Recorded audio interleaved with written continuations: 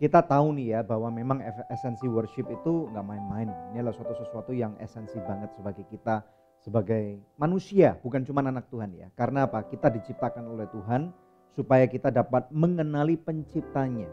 Tetapi pada saat yang bersamaan tentunya kita tahu bahwa kita diciptakan Tuhan supaya kita mendominasi dunia ini ya. Nah, tahu nggak, ingat nggak di dalam firman Tuhan di dalam Yohanes 4 dikatakan suatu kali bahwa Tuhan Yesus itu berjalan di suatu tempat ya yang menuju ke sumur Yakub, dan di sana dia bertemu dengan seorang perempuan, dan ada banyak sekali Anda yang pasti pernah mendengar cerita ini, dan ayat ini adalah satu ayat yang luar biasa bagaimana Tuhan Yesus memberikan pewahyuan tentang menyembah dalam roh dan kebenaran. Saya akan bacakan buat Anda. Mari kita melihat di dalam Yohanes pasal yang keempat, kita melihat ayat 23 dan ayat 24. Firman Tuhan di sini berkata, tetapi saatnya akan datang dan sudah tiba sekarang, bahwa penyembah-penyembah benar akan menyembah Bapa dalam roh dan kebenaran. Sebab Bapa menghendaki penyembah-penyembah demikian. Ayat 24, Allah itu roh, dan barang siapa menyembah dia harus menyembahnya dalam roh dan kebenaran. Nah, ini menarik sekali manusia sekalian. Bagaimana mungkin kita yang adalah manusia jasmani, kemudian kita dapat memuliakan Tuhan yang adalah roh ya. Nah, uniknya kita sebagai orang Kristen, kita ini pada waktu kita menyanyikan sebuah lagu, kita ini menyembah Tuhan. Ritual kita tidak harus istilahnya dalam langkah-langkah tertentu, atau dalam hal menyakiti badan, atau dalam hal kita harus bersemedi di suatu tempat yang sepi, yang sunyi gitu ya.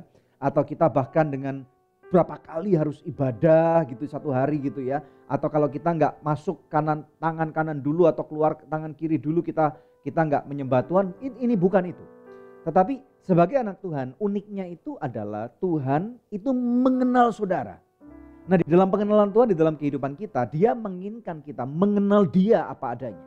Nah, koneksitas kita ini terbangun pada waktu kita yang adalah manusia jasmani, manusia jiwani, dan manusia roh, itu mengeluarkan sesuatu daripada mulut kita.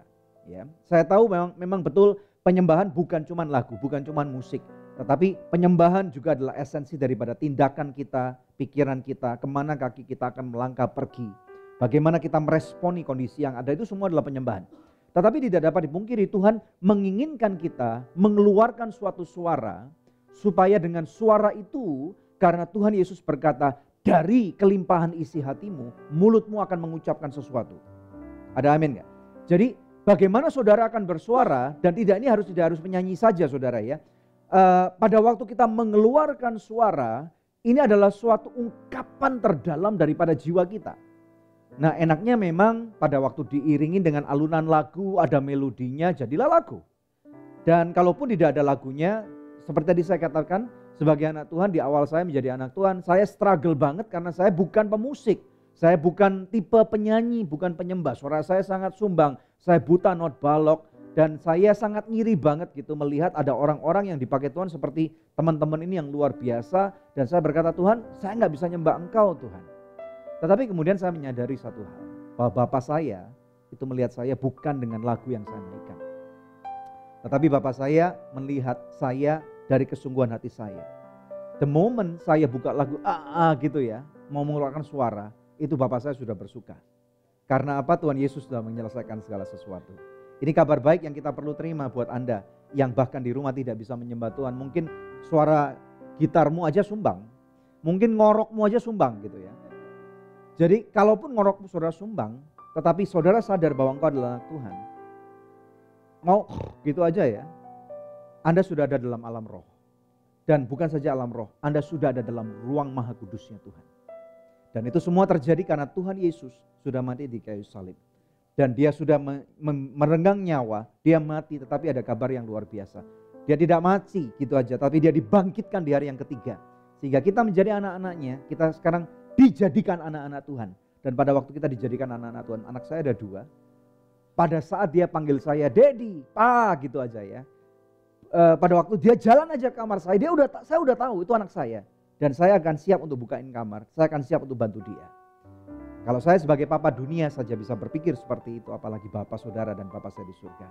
So, pemirsa sekalian, terimalah kehendak Tuhan, terimalah kebaikan Tuhan, sehingga saudara boleh menyembah Tuhan. Bahwa engkau adalah kesukaan Tuhan, engkau adalah biji mata, engkau adalah kesayangan, engkau adalah jantung hatinya Tuhan. Engkau yang terbaik daripada ciptaannya.